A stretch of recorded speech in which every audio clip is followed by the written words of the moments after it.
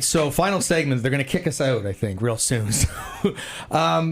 You mentioned in their honeymoon suite, you produced Lemon Tongue. Correct. So did that come because at the time they were looking for a producer? When Derry was in here, we talked about Ted Templeton, we talked about so many Bruce Fairbairn, like so many great producers, and now your name is now on that list.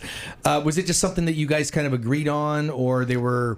Well, how did that kind of come about? It happened organically. I met John and Dermot through the drummer who was in the band at the time, and which was Randy? Is that no? It was a guy named Troy Feener.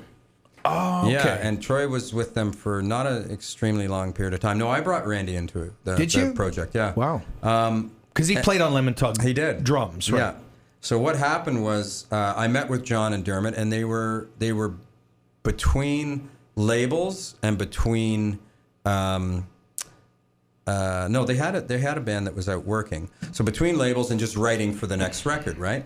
And at the time, I had just produced a record for East Coast artists that was doing well.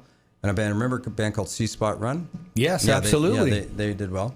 And so anyway, I had some momentum, and I met with John and Dermot, and I said, well, here's the thing. Why don't we try a 3-song demo just to vibe off each other and see how it goes? Because at that point, like you had said, in the 90s, the industry definitely took a different turn, right? Corporate rock bands like Honeymoon Suite, like Loverboy, like Survivor, they literally found themselves bereft, right? Like absolutely, yeah. Grunge took over, obliterated that style of music. So everyone was open to work, period, right?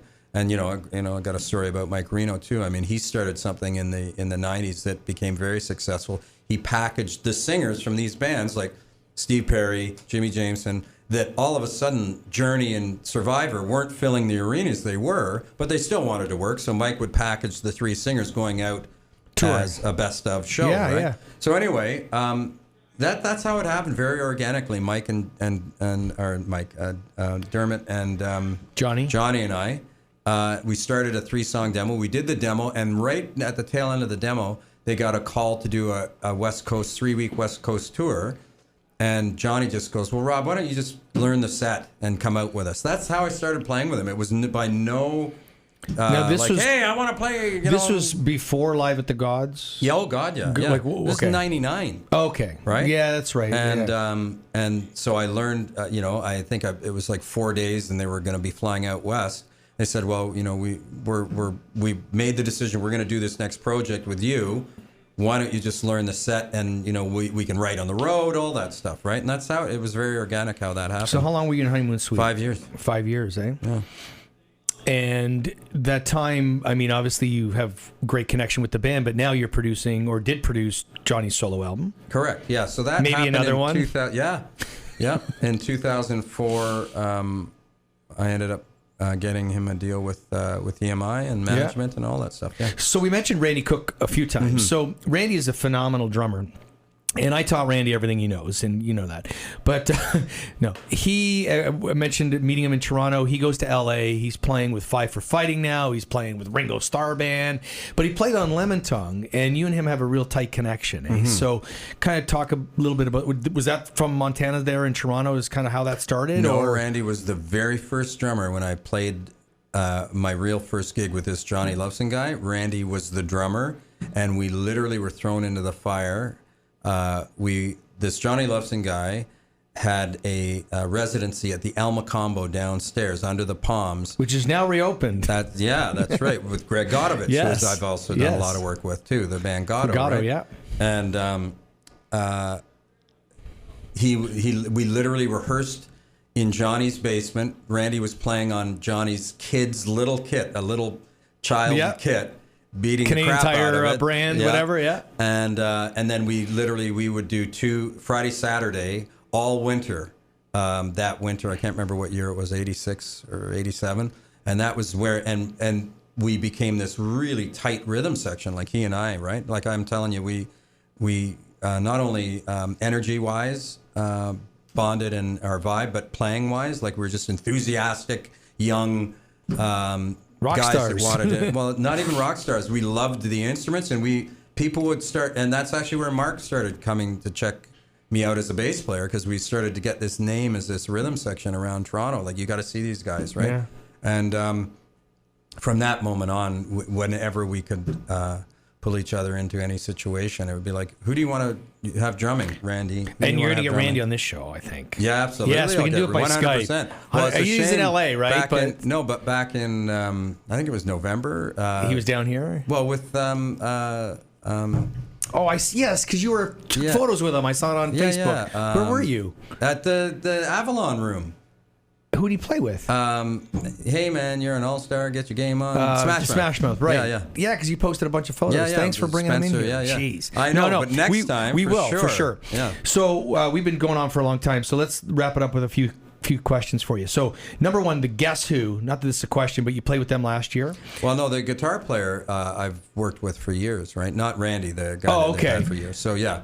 But it's not that big of a deal. But yeah. Okay, so much for that. I thought that was going to be like a wow. That's good. You played with Toronto for a little bit. Yeah, still am. Yeah. You still playing with Toronto? Yeah. And what about you? Because this is an industry show, but you're kind of took that management role for a little bit. And with Barbara Lynn Doran, you're not managing her now, I don't think, but you brought her to Country 89, our sister station. I remember that. So, what was you got into that just because you wanted to be? Well, no, was she a friend or something you wanted to do? Well, a great example with. A lot of these bands, I mean, well, great. Look at Dermot, for instance, right? Derry, when another example is Mike Reno from Loverboy. They literally went from these sort of monolith bands that employed, a dozen or 24 people, management team, to bands that literally had to be self-sufficient and then, become a lean and mean sort of... So you learn different skills. Totally. Yeah. For all intents and purposes, Mike manages Loverboy. For all intents and purposes, Derry manages Honeymoon Suite. Really. Yeah. So because times have changed and you don't have those people now. Absolutely. And it's sort of, if you know how to do that skill.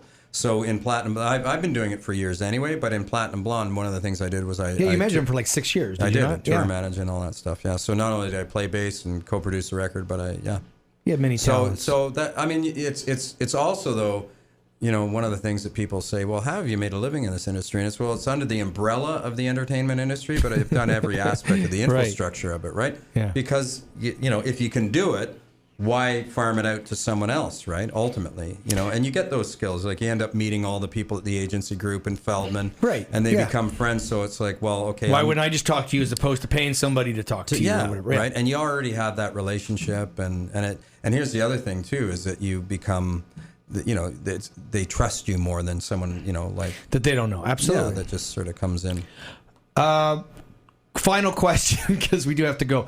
Who inspires you as a bass player now? Do you what do you listen to, or you've been doing this so long now? What do you listen to, and who inspires you to play? I mean, a great question. Thanks, Shane. Yeah, great question, Shane. No, but and who's become a friend is Billy Sheehan too, right? Like Billy. That's right. Because he was in a photograph with you with Randy. Yes. And the kind guy of have a good memory. Yeah. And the guy that's producing the new Honeymoon Suite record. Right. Okay. Now.